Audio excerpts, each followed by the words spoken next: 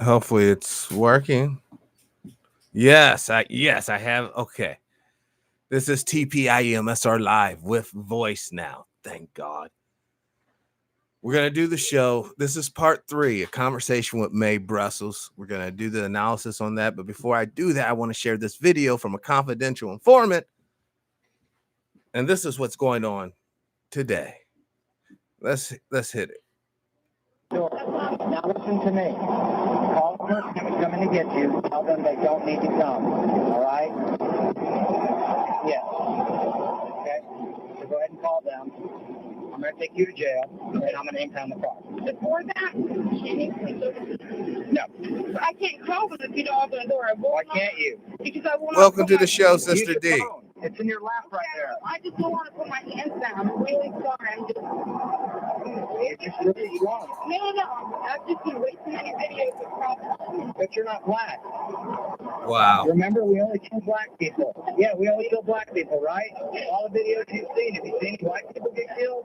You have. I don't know what's in his heart, but I certainly know what came out of his mouth. And it's inexcusable, and we have to take appropriate action. The recommendation is to terminate his employment from the Cobb County Police Department. Yep. Now, that's what's going on now, yeah. You know, as we speak. Hold on, I gotta try to get this a little better. Now, what's up, Brother Albert? Sister Gloria, welcome. Yeah, we got a live house here now. It's gonna be a lively show, one of them. Now we're gonna continue the conversation with what Sister Brussels was talking about, especially with all the changes that are going on in the world. When he's looking for communists under every rock. But the role of J. Edgar Hoover in Interpol and with the Nazi organizations is the best kept secret, except among certain researchers. And this program was the first one to even suggest that he used too much power in the agency. There was an article in Gung Ho that I referred to several weeks ago on program 545 about why William Seymour called the CIA's Man for All Nations. And in the July issue of Gun Ho, which is an interesting magazine, put out in Derby, Kentucky, Charlton Building, if you want to order it, Derby, Kentucky 06418. You can write and send for copies. A new subscription is $14 for 6 issues. They advertise. Okay, I'm going to break her right here. You know, she's doing some promo. All right. But it's not coincidental. We have special forces running military tactics on the East Coast. We have major subterranean movement in West Virginia, aka bunkers being built. Now, while we're doing, looking at who's dying in what prison or who has the top TV show or radio program, all these truly earth-changing events are occurring right now. We're just 2 steps away from the third temple in Israel. We're just a slither of a mistake in the Pacific for things to heat up. In other words, Brother Fred, the table has been set. The bells will soon begin to toll. Ding, ding, ding, ding. By the way, sub to the channel and hit the bell. But when the dining begins, we cannot let the small hat count. I know, Brother Fred, but like any chameleon, as soon as you eradicate them underneath the small hats, they'll pop up as something else. These people have been in the game for a hot minute. These aren't just the descendants of the Roman and Greek and Egyptian empires that we're dealing with here, y'all. Brother David, welcome to the show. Brother Eric, welcome to the show. I also believe I gotta check my email. I believe I have a track Ti sent me. I'm gonna play that later in the program. But I think I have a message. I know I actually have a message for the young people, for the people who are just beginning their walks into all this stuff that we discuss here on the show. Even though it looks like everything's dark and bleak, every I has been dotted, every T has been crossed. Young people, you have it in your youth and in your correct mental attitude to change all this in a fraction of a second with your behavior and the way you carry yourself. You all, at this point, are the true hope for the new future. A lot of the older folks giving up, quite frankly. Responsibility they would claim, 401k they will name. Retirement is the game. But I hope that liberation remains strong with you guys, that you want to be free, that you do not want to bow down to AI overlords and masters telling you what to do and how to do it. Hold on. I'm doing the show, dear. My youngest is not taking no for the answer. Climbing up. So let's continue with what Sister May's talking about, because don't forget, y'all, there's a lot of pertinency to it. Advertise, get there quick with gun ho. This is July issue. Do you crave fast action? And it tells how to fight in Afghanistan, Africa, Central America, and so forth. Read with the professional. How to fight in Afghanistan, Africa, and South America. Where are the hot zones right now? Africa, which includes the Middle East, because it's part of the continent of Africa, and South America. But for odd reasons, she left out Asia.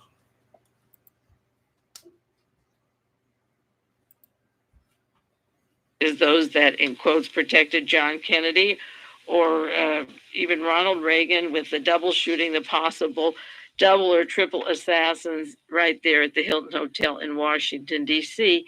in March last year when Ronald Reagan was shot. This magazine, the articles that I have for May, June, and July seem to be very honest, direct art. And don't forget, after Reagan was shot, that began with the series of Bradley bills, limiting your ability to have automatic weapons and then later high capacity rounds, which obviously doesn't matter because the whack jobs still get it. Now, here's a special alert. Everybody in the M state and or city, be on watch. Something's coming down. That means Missouri, Michigan, Montana, Miami, Manhattan, anything with an M, yeah. Keep that third eye open. All right, let's get back to Sister May. Articles with some good information in them, and I'll be doing some more with you about these articles. But they're advertising how to operate as presidential guards in America. Now, J. Edgar Hoover, the part they didn't show in the movie, was active in the organization Interpol, and I'll do a detailed broadcast on that again for you. I haven't done one in the last 3 or 4 years. Hoover was affiliated with Interpol as early as 1935. He had direct contacts with them, and this was the international police that Hitler founded in the 20s after they began rearming Germany. He had direct communication with the high officials, Mr. Oscar Dressler and Mr. Heydrich, the Reinhard Heydrich, the chief of the Nazi police, and he was the one who began the Jewish solution of killing all the Jews that they had on the continent of Europe and elsewhere. What's up, Brother Bert? Welcome to the show. You know, the Reinhard keeps on coming up a lot in May's program, and I think later on I'm going to not dedicate a show, obviously, in that respect, but focus a show directly on his activities in his life. will go all the way till he comes out his womb or his mom's womb, all the way up till he dies as whatever CIA asset or whatever. And we'll really go in and look what was he into. Conquered that. Heydrich was president of Interpol from 1940 to 42. Hoover had to lose his connections in 1941 after Pearl Harbor was bombed because he had pictures of Nazis in his office. And after Heydrich was assassinated in 1942 in Germany, Ernest Kaltenbrunner took over the Interpol presidency, and then he was hung for war crimes at Nuremberg in 1946. But in 1946, J. Edgar Hoover became the vice president, taking over the old files of Jews to be exterminated. And these files are on microfilm and are, I understand, are still kept very much intact and are used by hit squads. And Mr. Bauman was chief of the Secret Service in the United States. He was elected as vice president to Interpol. So when Gung Ho advertises how to operate with presidential guards in America, and when the chief of our Secret Service in the United States is vice president of an organization that worked with the Gestapo before and after the war, and J. Edgar Hoover became vice president of Interpol after the war in close affiliations with the Nazis continuously, you can understand how easy it is to off a president and have all the information of where he'll be and cover it up. And J. Edgar Hoover, of course, was the man described, at least in this program, as saying the lone assassin, that Oswald was the loner. And they tried to explain on ABC that maybe he was covering up for the mafia, the organized crime syndicate that didn't like the Kennedy brothers, or he was covering up for Fidel Castro and the Russians. Well, I hardly believe that's the case. But by making Oswald the loner, they could divert all the Nazi connections that I've dealt with many times on this program and will always in the future. So the program shows J. Edgar Hoover with some of his flaws in 1 hour, but of course leaves out him being in a dress because he was a rampant cross-dressing sexual deviant. That's what gay Edgar Hoover was. Obviously, accessory to murder as well. Definitely a social engineer. And these are our leaders. These are the people that coins and money's made up after. And a pedo. You know it, sister. But people won't say this in their romanticized reinterpretation of history. And they certainly won't show you the connection of people in power right now.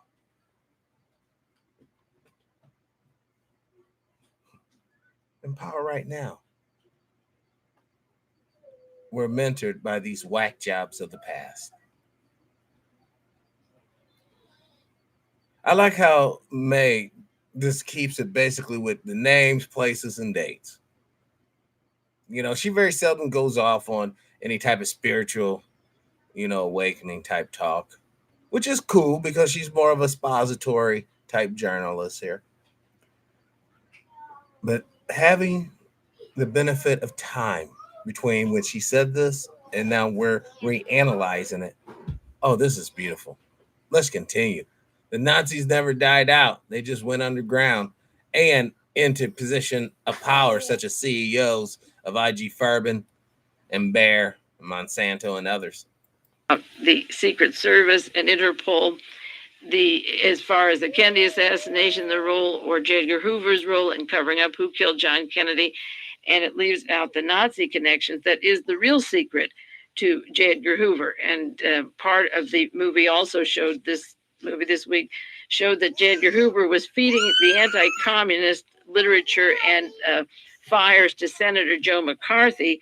And Senator Joe McCarthy was also getting this from Georgetown University and members of the Vatican secret sovereign military order of Malta. And I want to do more on that this evening, part 2 of the sovereign military order of Malta. I mentioned it last week, part 1, the men behind the Counter-Reformation. This is an article by Kevin Coogan, Coogan, published by Jonathan Marshall in his newsletter of February 1982. And he talks about members of the Sovereign Military Order of Malta, which is a second branch of the Vatican. There is the religious, theological branch, and there's the military branch. And many people are not familiar with the military branch. And it's an important thing because it seems that the head of Hitler's intelligence agencies and our CIA and the men directing foreign policy today are all part of this organization. And it's important because in this country, theoretically, we should have a separation of church and state. But are we using the network of the Vatican locations of various people from the Vatican who had a network of their Catholic organization set up, and an overlay of the Odessa, the Otto Skorzeny, Martin Bormann network that would take over and keep the Fourth Reich living? Did they slip the Odessa into the Vatican gown and use our high intelligence people from the OSS and the CIA and Hitler's intelligence combined under the cloak of the Vatican for control of the world and the Fourth Reich? Just quickly to run down the names that I mentioned last week as members of the secret military, a sovereign military. I put the secret for the sovereign because they're both. It should be the SSMOM, the secret sovereign military.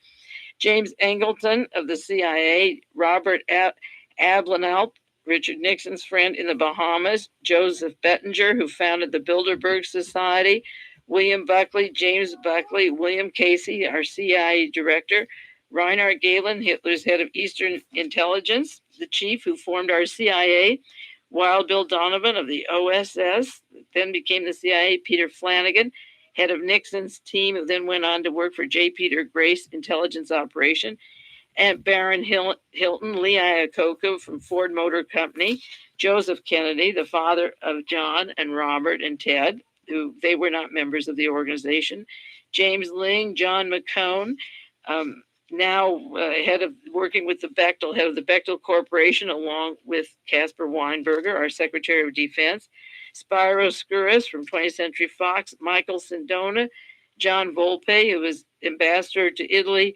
Vernon Walters, the roving ambassador to every country for the Defense Department, and also a member of the Sovereign Military Order of Malta, and William Clark, a very important man. There was an article about William Clark in the paper just this past week, a question, or 2 weeks ago in the newspaper, about William Clark's role in Washington, D.C., and it described him as one of the most important men in Washington, D.C. at the present time, and that he also was responsible for bringing over Helene von Damme. This article is in the San Jose Mercury and also nationally in a magazine called Parade that comes out on Sundays. And William Clark is described very clearly as a devout Catholic who was in counterintelligence in Europe. He was appointed to the California Supreme Court without a law degree by Ronald Reagan. He now is director of the National Security Council.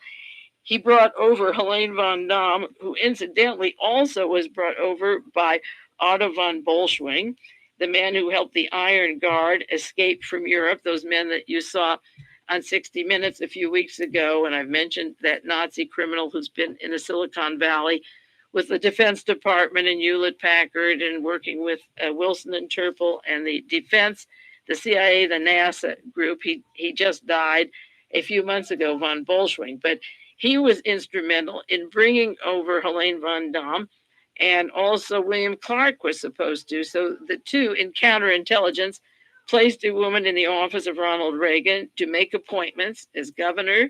She worked for him in California 8 years, and she now has that office right next to him in the White House, the office closest to him, to help make selections for appointments. So William Clark is a member of this organization. I referred last week to a book, Real Lace, by Stephen Birmingham, published in 1973, Harper and Row, New York.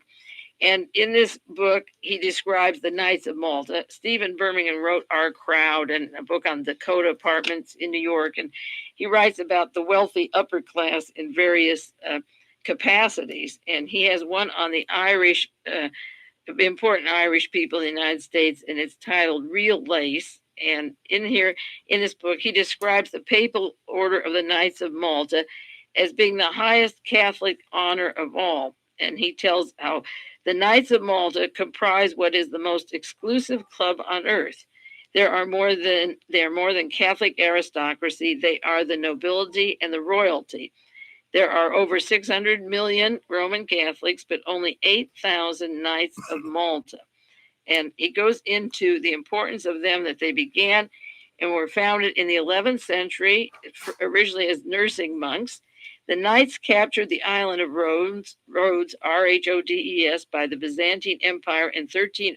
Rhodes scholars, anybody? Now, the interesting thing about that 8,000, this is in 1982, so there's probably a little more to less than 8,000 Knights of Malta's running around. 8,000 people coming against anybody, that's a lot of people. A lot of people. 09, and called it sovereign, and they were moved out and then went to Malta. They were replaced and set up their hierarchy in Malta. They said the Knights' headquarters right now are on the Via Condotti in Rome.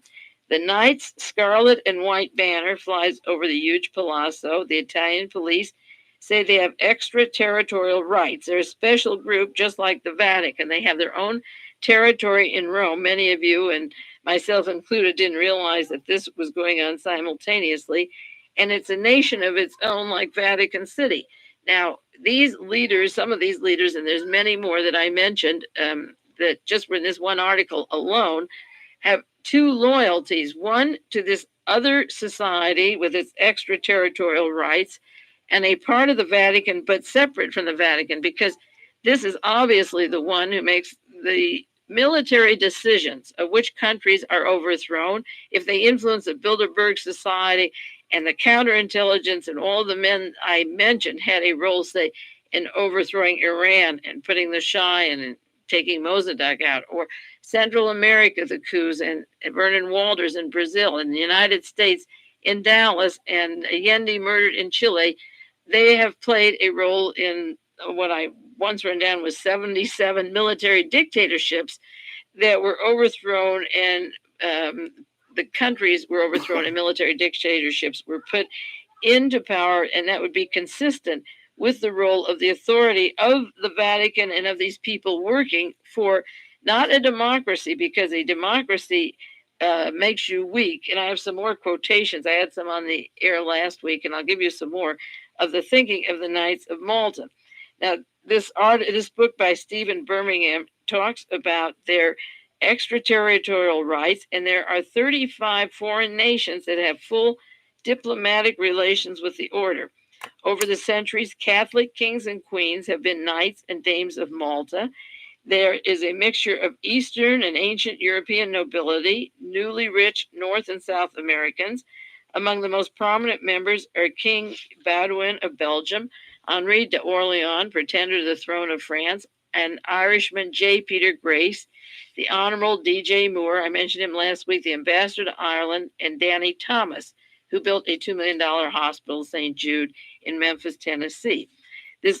Now, Big Pimp, democracy is just a demo, a show, all actors. You know it.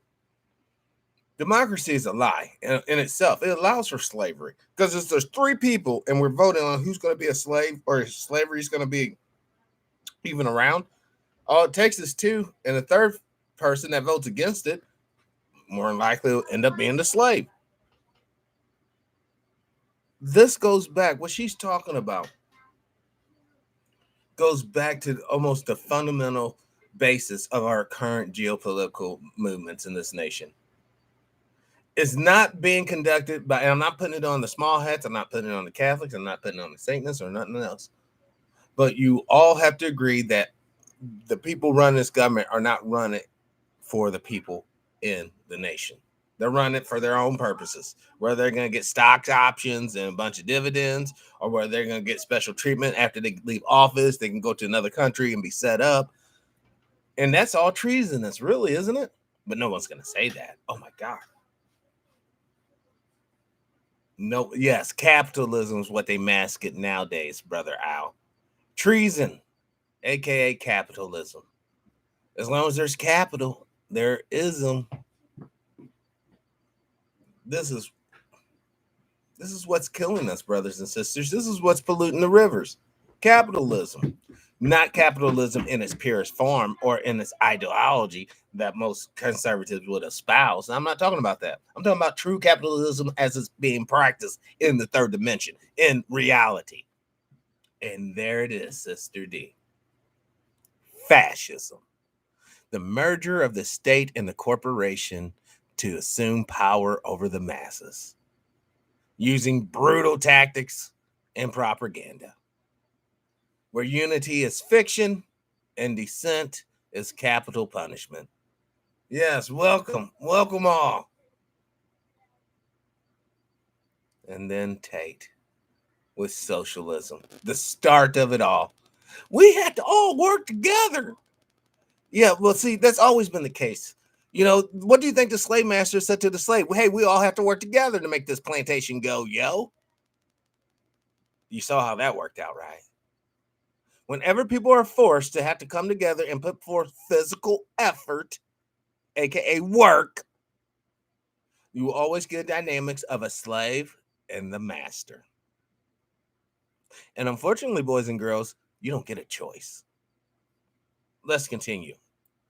Book says for years the Knights of Malta maintained a semi-secrecy about their membership and activities. They're rarely photographed. They put on their hats. They're festooned with ostrich plumes, golden spurs, uniforms with gold epaulets, sashes, ribbons, medals, and decorations. They're well known for their fundraising activities. They have kept their sights focused firmly on the order's ancient military past. You better believe that. With Angleton and Galen and Casey and Allen, the National Security Council, and the list of who's who. This is, and James Buckley and William Buckley, this is, and Vernon Walters and J. Peter Grace, the military branch. Birmingham very gently says that their activities are based on their ancient military past, that they took the island, they drove the knights from the island of Rhodes in 1522, the Turkish fleet, and then the knights took over the island of Malta and fended the Islam off and made a Christian Europe. And he goes on to describe that. And when we say Christian Europe, let's really identify. You know, that's when blonde, blue-eyed Christian ideology really was stamped throughout Europe. You know, the melanated Madonna and Jesus. Put that in the cellar. We got a new sculpture, this Leonardo da Vinci. He made this for us. And that's what happened. Now, I only bring to you this program to show you, demonstrate how power is wielded. Sister Sandra, welcome to the show. Peace and power and abundance. Back at you. We have to understand those who have wielded power, your lives are nothing. Your children, you know, the ones that you would do anything and everything for, except for fight the real beast to humanity. But, you know, anything short of that, you'll do anything for. They don't care about them. They're going to dose them up with the 5G. They're going to dose them up with the vaccination. And they're going to dose them up with the garbage at the schools. And you're going to pay for it. That's power. Now, all these pretenders to the revolution, pretenders to the throne. I was thinking about this the other day. And it really made sense. The person that decided to uplift folks by saying that you're kings and queens, descendants of kings and queens, they did it to uplift your spirit and morale, but it was a lie. And even if you was a subject to said king and queen, as soon as the kingdom fell, and as soon as the king was subdued and the queen was subdued into chains and became a slave, your membership to that kingdom or responsibility or duty to it is voided. There's no kingdom to be loyal to or to have allegiance thereof. And I say this because when we look at the way religion has been deployed upon the masses, and I use the word deploy in a military connotation of the word because it has that type of effect. It's used to demoralize a group of people to be in a subservient place because not of your actions, but because of the actions of your forefathers. And God ordains you to be in such a subservient role. This is the reason why religious people who are part of the dogma hate critical thinking people, and they hate people who want to ask certain questions. Because then when we start asking questions and we start analyzing the situation, we start saying it has nothing to do with God and his will, but everything to do with political minded people and people with power to maintain their power. And once that's said, then the key, hopefully, to the door will start to turn. And with your own strength, you'll open that mug and walk through. Let's continue. The Reformation and the rise of European nationalism stripped the order of some of its temporal power, and the papacy was to take its bold defenders back under its wing. So these are the defenders of the Vatican, and the Knights of Malta have been incorporated into the military decision-making branch of the United States Army. Now, every soldier and every officer is not a Catholic. Every person who enlists in the Army is not a Catholic, but the decision making of who goes to war or where the wars will be, whether it'll be Cuba or Salvador or Nicaragua or Chile or wherever, the decision making is in the hands of these top people that I mentioned before.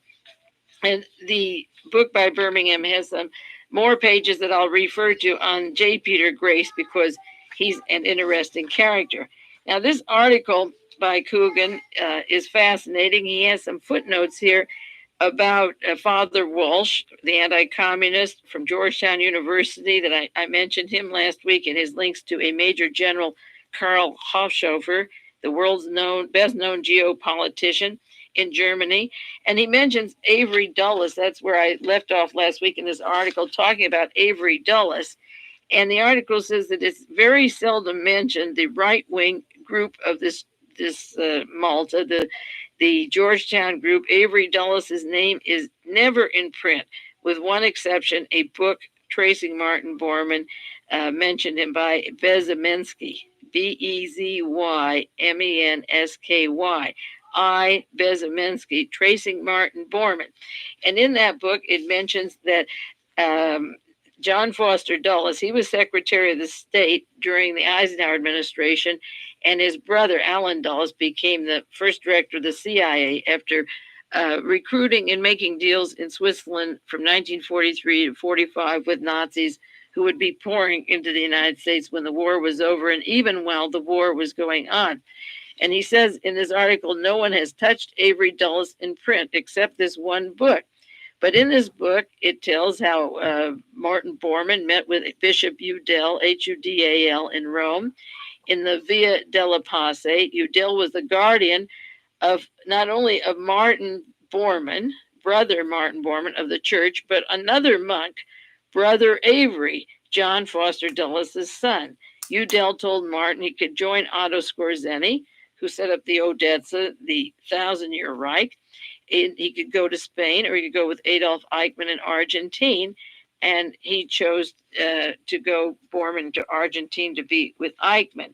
So where I left off last week were the strong henchman with Bormann, who, through the Catholic Church, who went down, sent Bormann down to Argentine. And before anybody starts saying, oh my God, this is impossible, blah, blah, blah.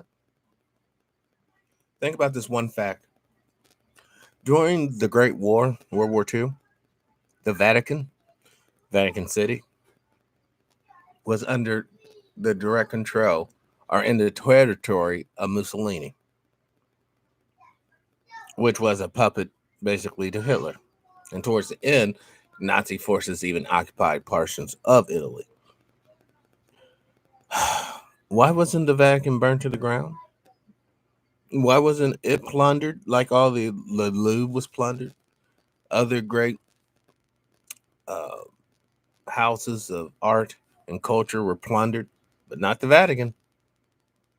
Actually, someone even surmised it may indeed have received some of the stolen booty and loot during the war.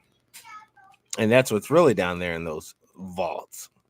And every once in a while, when the church needs a couple of bucks to pay off of a victim or two, they'll just go down to the vault and grab up something and sell it and pay.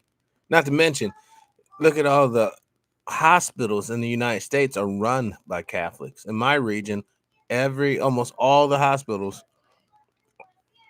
are run by Catholics or the Jews, or a combination of the two. This is where we're at.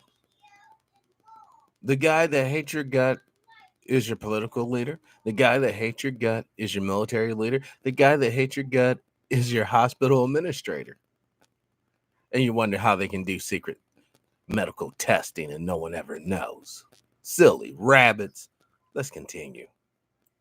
But it doesn't end, because Dulles is, this particular Avery Dulles, is based at Georgetown University now, the one who went along and escorted Borman out. And he recently was the Vatican man at the World Council of Churches. They met in Peru. Now, one of the law offices, a member of the law office of Bolan, Sachs, Bacon, and Bolan, Bolan, Tom Bolan, is a member of the Knights of Malta, the Sovereign Military Order of Malta. Tom Bolan is one of the leading figures of the Knights of Malta, according to Coogan. And this law firm is the law firm of Roy Cohn. Roy Cohn and David Shine were the two men that worked along with Senator Joe McCarthy in looking for communists in the State Department. Those were the two upfront Jews of the whole organization that were used, just as Bernard Weissman was used for William Buckley and the Young Americans for Freedom as a cover for the people really behind the assassination of John Kennedy. They like to use Jews as a cover, and Roy Cohn goes gracefully for that part. Incidentally, not only was Senator Joe McCarthy pushed into prominence by Father Walsh and J. Edgar Hoover with his Cold War at home, tearing Americans against America, but David Shine owns, and did own, still owns, the Ambassador Hotel where Robert Kennedy was murdered. And that murder made it possible for Richard Nixon to win the presidency in 1968. That June 5th, 1968 murder of Senator Robert Kennedy was in the hotel owned by David Shine, who would have the access to every doorway and hall. Remember, the excuse for not being a conspiracy in the murder of Robert Kennedy was nobody knew which entrance he would leave from. It was an obscure pantry. Well, every pantry could have had an assassin in it. The Soldiers of Fortune tells you how these security guards are placed as guards, as mercenaries around presidents and prominent officials. And so David Shine was a partner with Roy Cohn and Senator Joe McCarthy, funded from Father Welsh from Georgetown. And Tom Bolan, the head of the law office that Roy Cohn is associated with, is a member of the Sovereign Military Order of Malta. Bolan also was the top advisor to U.S. Senator Al D'Amato. And Roy Cohn is the connection to the Italian mafia. He's also written up in the Torba document the Permindex story of the team behind the murders of specifically John Kennedy and the attempted murder on Charles de Gaulle in France. The Roy Cohn is a leader of the right-wing Jewish organization, and he's part of the whole Buckley crew. Coogan describes him as part of the whole crew, working out of the office and closest to the Buckley gang, the Saxby Bolan offices, Roy Cohn, right in there with Senator Joe McCarthy and the Sovereign Military Group, feeding them with this anti-American propaganda. Now, the Buckley crew, according to this article, was in close support with the Mossad. That's the Israeli intelligence. And many of you know that I've for a long time been suspicious of the Mossad and Begin and the role of Israel with the far right wing, both in Argentina, in Taiwan, and South Africa, and in the United States.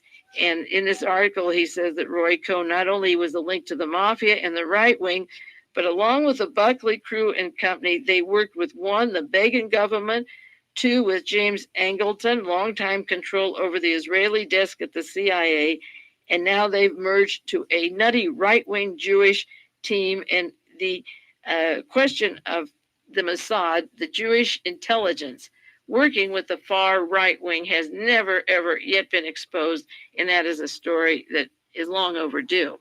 Kogan says in this article that the Mossad has a person in Los Angeles, a right wing Mossad man with tight Vatican South African ties. His name is Amnon Barnes, Amnon Barnes, and he's based in Los Angeles, a millionaire, and seems to be a connecting link of the Vatican to South Africa to Israeli intelligence. On the other side of this tape, on part two, I'm going to do some more on the sovereign military branch of the Vatican related to our CIA and to German intelligence. Now, that right there, OSS, CIA, the SS, all the foundation. You guys probably remember a guest that we've had, Mark from Anaheim, that's had that background, has told us the connection before. Well, here's another lady telling us the same connection yet again. Now, we can keep on playing, keep on pretending that this isn't all going down, keep on pretending that the federal government hasn't made laws pertaining to businesses and wanting to boycott or not do business with Israel. Now, you want to talk about capitalism? Where does capitalism, within what version of capitalism, is there ever room for the government to dictate to business whom and how they can conduct business outside the nation with? We are not in a capitalistic society, boys and girls. Or if it is one, it's definitely a crony capitalistic society. And the sad thing about it, the government doesn't even print the money. That's privatized as well. In 1913, the United States financial institution became privatized, meaning private entities manufacture the money, dictates the term of both lending and savings interest on the money. We, now, as melanated people haven't been duped because we already knew the fix was in. But a lot of other citizens now are finally waking up. Oh my God, they don't like me either. My little boy Timmy dying of cancer. My baby girl Angie has that leukemia. And I'm telling you, Billy Bob, the reason why your children are sick and dying is because the society in which you dwell in, all those years of eating high on the hog, more like high on the GMO and pesticides, those chickens are coming home to roost. It is not by accident. It's most certainly by design. Because to the elite, my friends, we are all swine, only fit to be abused and harvested at the appropriate time. Let's continue.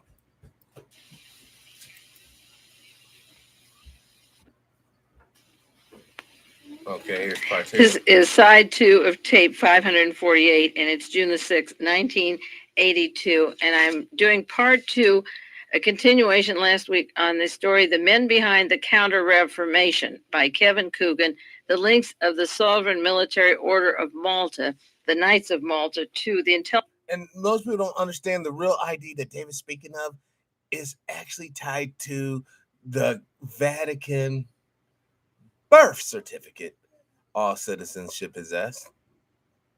And even the corporation structure is based upon Vatican maritime law.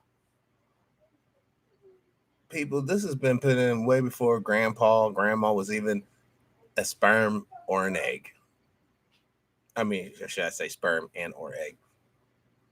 Before they were even conceived.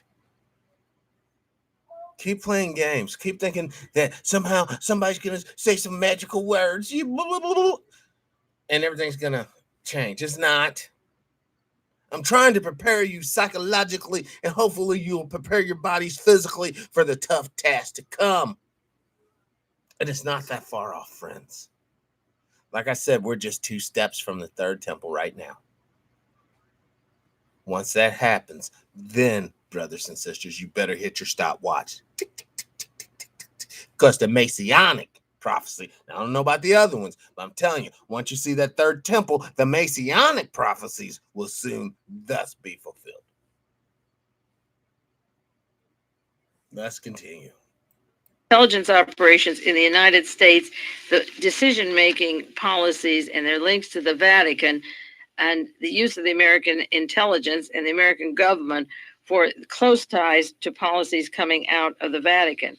Now, in this article, he mentions Cardinal Spellman, and who passed away not too long ago, and Cardinal Cook as being the spiritual center for the Knights of Malta, that in New York City, where the wealthiest St. Patrick's Cathedral is on Fifth Avenue, is the spiritual center for the Knights of Malta, and Cardinal Spellman was gung-ho during the Vietnam War. In fact, he is blamed in this article for having insisted that Diem, a Catholic, be president of Vietnam. The Buddhists were burning themselves, if you remember those scenes, and there was really a holy war there where they were trying to push the Catholics into taking control of Vietnam. And he refers to Cyril Tumanoff, Toumanoff, a white Russian who worked in Rome, who was in the official historical division there and a member of the official historical division of the Sovereign Military Order of Malta. And he says this Cyril Tumanoff told the author that John Kennedy felt uncomfortable with the Catholic connections and was somewhat ashamed of them, even though his father was a member of this group, and that he tried to show his independence from the Catholic roots. And the quotation here was, "This attitude was a mistake," that Joseph Kennedy was a leading member of the Sovereign Military Order of Malta, and that Hold on, I want to break in 1 second. Put this up here. All right, let's hit this. Hold on 1 second. 1 second, yeah. This is what happens when Drag and DROSECRET Treaty of Verona. The undersigned, specially authorized to make some additions to the Treaty of the Holy Alliance, after having exchanged their respective credentials, have agreed as follows. Article 1. The high contracting powers being convinced that the system of representative government is equally as incompatible with the monarchical principles as the maxim of the sovereignty of the people with the high divine right, engage mutually in the most solemn manner, to use all their efforts to put an end to the system of representative governments, in whatever country it may exist in Europe, and to prevent its being introduced in those countries where it is not yet known. Art. 2. As it cannot be doubted that the liberty of the press is the most powerful means used by the pretended supporters of the rights of nations to the detriment of those means used by the pretended supporters of the rights of nations to the detriment of those princes, the high contracting parties promise reciprocally to adopt all proper measures to suppress. Okay, basically they're just saying a bunch of yeah. We're just gonna turn Europe into a bunch of slaves, which they basically achieved. Let's continue. this was a mistake. Well, they would know because the whole team that I've listed here were part of the assassination group or the cover-up of the murder of John Kennedy. They had very important roles in the murder of John Kennedy or related to people around him. And I listed their names and some of them and the relationship to them. Now, Cardinal Cook in New York City took over this head of the Knights of Malta in New York City. And his major law firm for the Archdiocese of New York City, interestingly enough, is Roy Cohn's office. They used that office of Roy Cohn, Cardinal Cook, and the man, Roy Cohn, who was behind. I wonder, was Cardinal Cook the thought behind Peter Pan's Captain Cook? You know, chasing little boys around a magical island, blah, blah, blah. And Senator Joe McCarthy and the scares in this country. Besides Cardinal Spellman's encouraging the war in Vietnam before Cook, he was, as I say, the spiritual center for this group. And Cardinal Cook recently was out against the limit of nuclear arms. The head of the Catholic Church in New York City came out when the protests were taking place. This was just recently. About the nuclear arms, he came out against the limitation of nuclear arms. His role is to protect and spiritually advise Americans. And as the head of the Sovereign Military Order of Malta in Fifth Avenue at St. Patrick's in New York, that is his role. In the book, The Irish Lace, the Real Lace, rather, by Stephen Birmingham, he has some mentions of Cardinal Spellman, who took over this important political position in the United States. And I think they're interesting. There's a chapter called The Duchess Brady, and it has to do with a family, an American couple, Mr. and Mrs. Nicholas Brady, who in 1920 took over a villa in Rome. That was right after the Russian Revolution, when the monarchy were all fleeing out of Russia, and Herbert Hoover was over there arming the Poles and the Tsarists, preparing for World War II, just days after the Russian Revolution. An American couple went to Rome, and the Bradys had prominent people from the church as their guests, the princes of the church. And this book describes three of them: Cardinal Bolzano, Cardinal Gaspari, and Cardinal Pacelli. Cardinal Pacelli became Pope Pius XII and is described in the controversial play The Deputy by Rolf Hochhuth, Hochauth. His role with the concentration camps is described in this particular play. There's one scene where a messenger comes and says there's no synagogues left, and he says, it's not my place. The Jews were not baptized. And there is a statement where the church is concerned, Herr Hitler remains a realist. It was a very controversial play. Pacelli became the Pope Pius XII, and the Bradys were very close to him. They moved to Rome, as I say, in 1920. They kept their homes in the United States. They were related to the head of the Bureau of Investigations in the United States Attorney General's office at the time, a Francis P. Garvin. And in 1925, a young priest in his 30s, Francis Spellman, went to Rome. He was just in his middle 30s as part of a papal secretariat of state. It was an honor for the American to be there, similar to Pope Pius, John Paul II, going to Rome under Montini. He was Secretary of the Vatican at the time that they were writing passports for Martin Bormann. He was working for the Secretary of the Vatican. Well, at the end of World War I, Cardinal Spellman, Francis Spellman, he wasn't a cardinal then, he was a young priest. He went to Rome and he stayed with the Bradys. He worked as a papal secretariat of state. And when the Bradys needed a young priest for their chaplain over there, it was similar to Brideshead Revisited. They had their own chapel.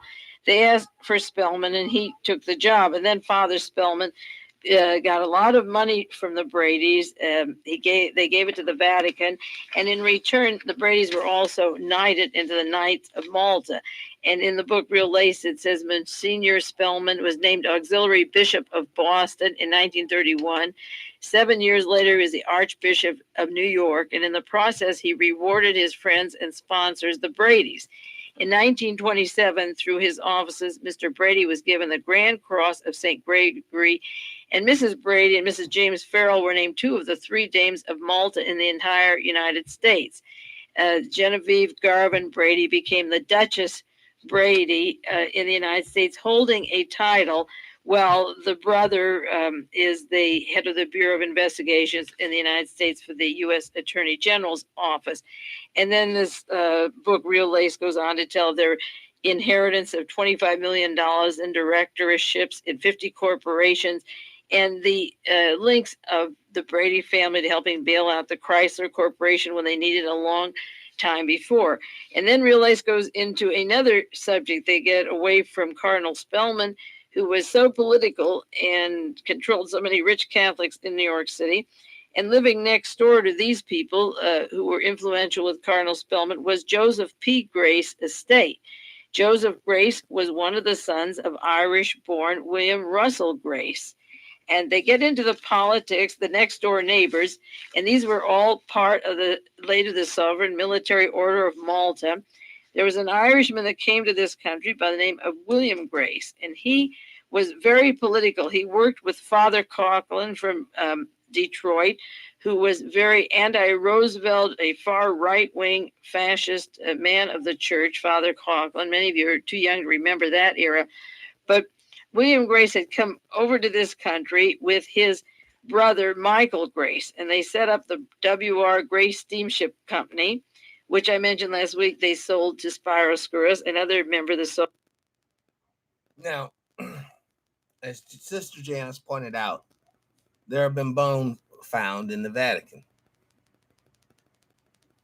over 40 years. You know, this apparently the 16-year-old was murdered and sealed up in that joint. No telling how many other people up in there. Babies too. But you gotta understand, this is about power. It's not about ethics. It's not about laws, not about morality. It's about being able to wake up and say, hey, we're gonna take over this nation. And by God, they do it. That's what it's all about. That's why there's so many sickos and twist offense allowed up in the ranks, because they get stuff done. Sovereign Military Order of Malta, and they own the Grace National Bank, founded in 1850 from Peru. They started there taking money out of Peru. And then their sons, they had a family, and one son was Joseph P. Grace, and that lived next door to the Bradys and Spellmans. And then J. Peter Grace, of course, is directly related to them. And this family had a history of close association with Father Coughlin and extreme right wing in the United States, the right wing policies. Now, in the book, The Nazis Go Underground, that I've mentioned several times or many times on this program, written by Kurt Reese, it describes the plans from 1943 to 1945 to take over the world, actually the Fourth Reich, to keep Hitler's legend alive, and how they would reorganize themselves to get ready for the Fourth Reich, or the continuous third, whichever way you want to name it. And in the book, The Nazis Go Underground, on page 119, it mentions a group of people that were very pro-Hitler during the war, that stayed together and supported Gerald L.K. Smith and, of course, Father Coughlin. And they considered, if I were a Nazi coming in the underground to the United States, where would we go? And they thought about SS General Kaltenbrunner, that he was the head of Interpol before he was hung, and all of his files, and what would we do for future possibilities in the United States? And one of the things they considered, the organizations in the group they considered, would be with William Grace.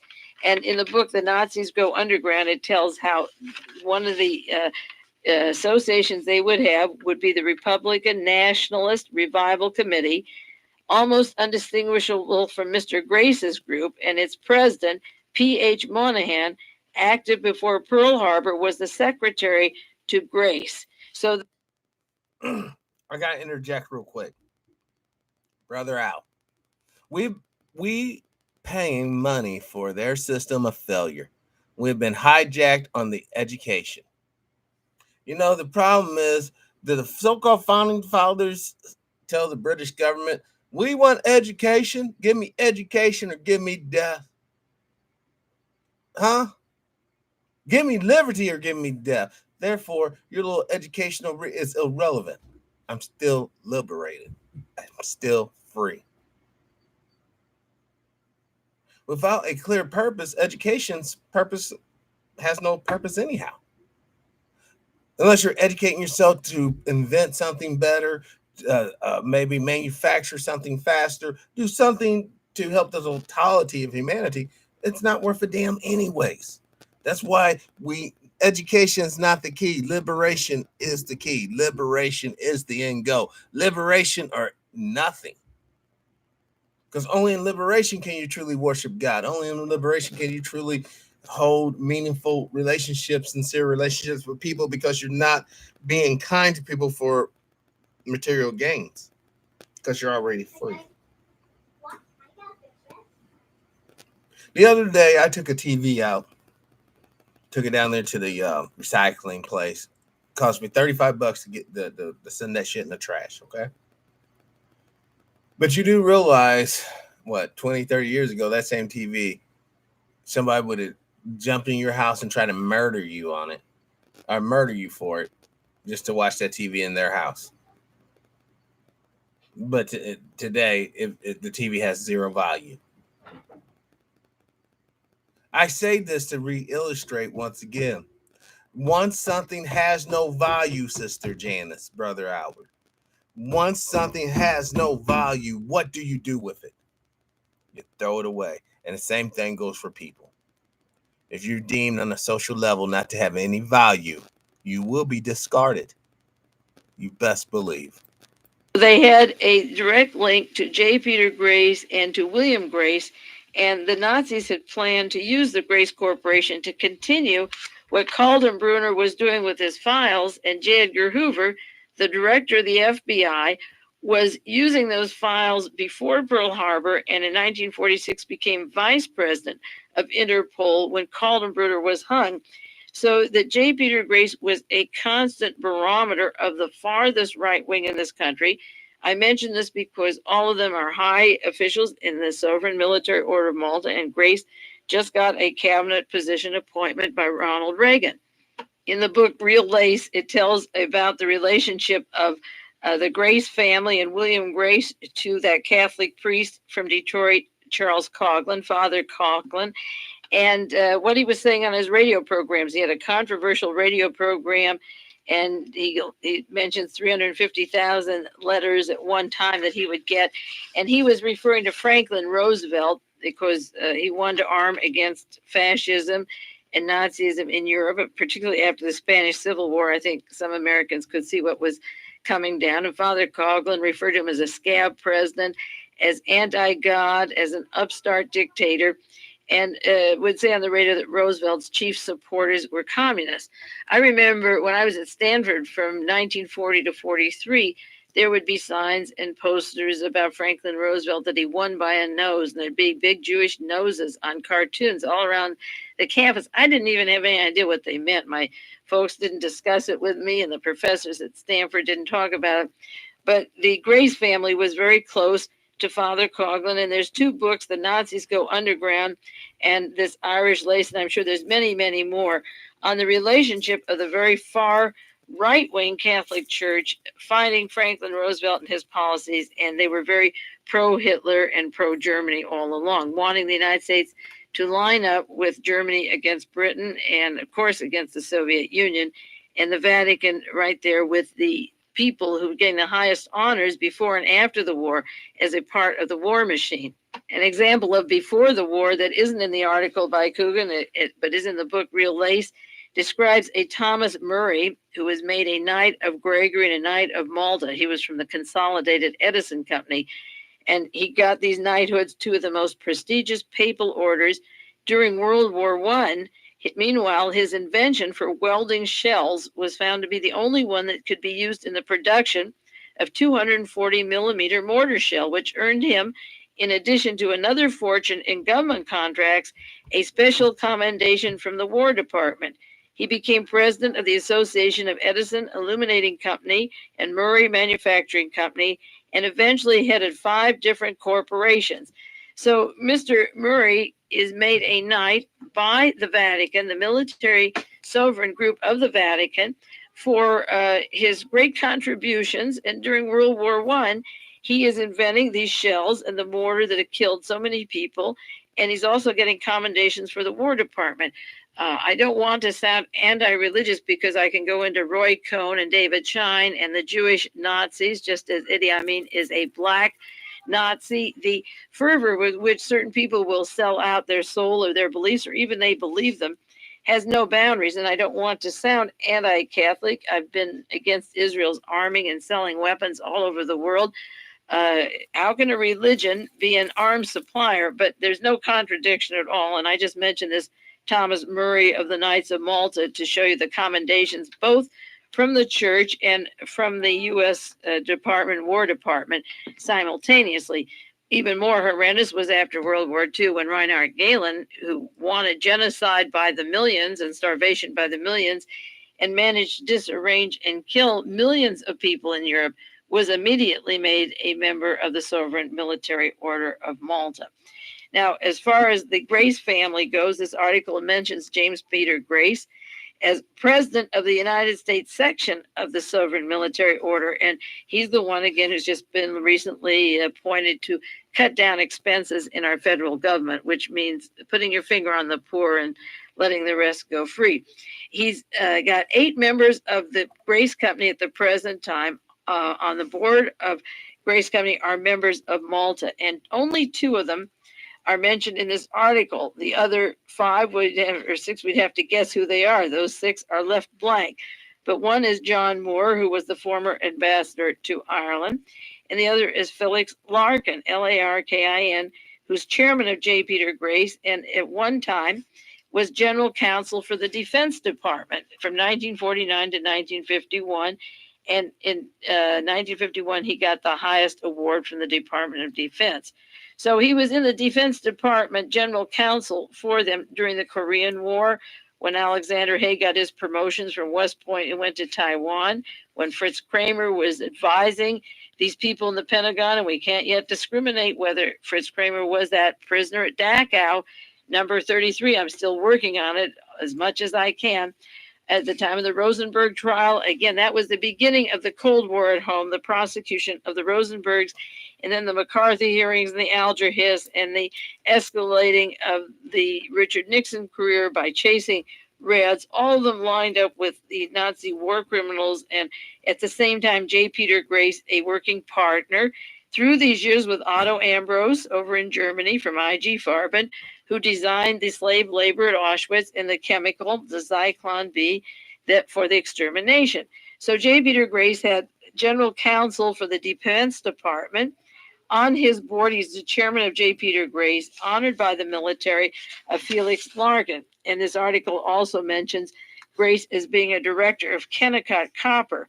The book Real Lace also mentions one of the neighbors of Grace and also part of the Knights of Malta as a director of Anaconda Copper. So it doesn't make it too difficult to imagine why John McCone of the Sovereign Military Order of Malta and Bechtel Corporation and CIA director when John Kennedy was murdered would be instrumental in helping overthrow Allende to keep the slave wages for the copper wire and put Pinochet into a Nazi military dictatorship in Chile.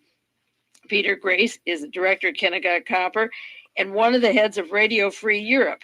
If any of you saw 60 Minutes a while back, 2 or 3 weeks ago, it mentioned Nazi war criminals that were put on Radio Free Europe that should not have been allowed there. There were many of them from the Iron Guard. They didn't even mention Mr. Trivia from the Iron Guard who was brought there. And again, Otto von Bolschwein, the Nazi war criminal who was allowed to get into this country, was instrumental in allowing the Iron Guard to escape from Romania by his own accounts. They were one of the most cruel group in Europe with the concentration camps, and he helped them escape to Berlin, and they were brought to this country, and some of them then were working for J. Peter Grace on Radio Free Europe.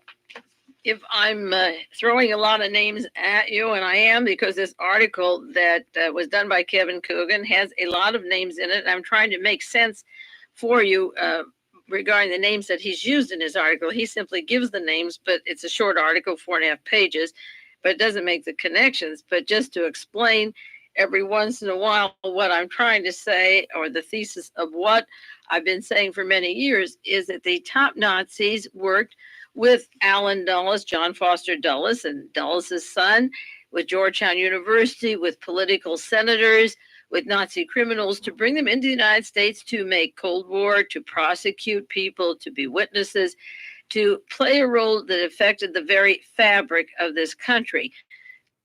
On that, I want to end. We will have to make a part 4. I thought I could get it in 3 series, but this will be a 4 series part discussion with Mae Brussels. I want to end right there where she said everything they did totally disrupted the very fabric of this nation, which one would argue was almost the same fabric as the fabric that brought about Hitler to begin with anyways. We have such little time, sisters and brothers, to get this thing together. I've tried to bring on guests. I tried to bring up articles and PDF files to you all from the past, present, everything in between, just to show you all how serious this thing we are up against. So I'm going to end the transmission right now. This has been TPIM. That's our live. And I want to thank you all for watching, commenting, And by the way, I had to change the email because my other email is like at 20,000. The new email now is True Power is Mine at gmail.com. If I can spell Gmail right. I'm just gonna post it in the chat room here real quick. But this is drop me articles, contact me here. By the way, I did away with the cell phone for a couple of reasons. I don't want to get cancer. It's cheap. I still got telecommunications and all that. Yes, True Power is Mine at gmail.com. And I'm looking forward to getting more great content, more ideals. Thank you, all the listeners and viewers that sent in your ideals and thoughts to me. Very appreciative. So, as always, live your life of integrity without hate, envy, or greed. And brothers and sisters, I ask that we be kinder to each other. Peace and power. I'm out.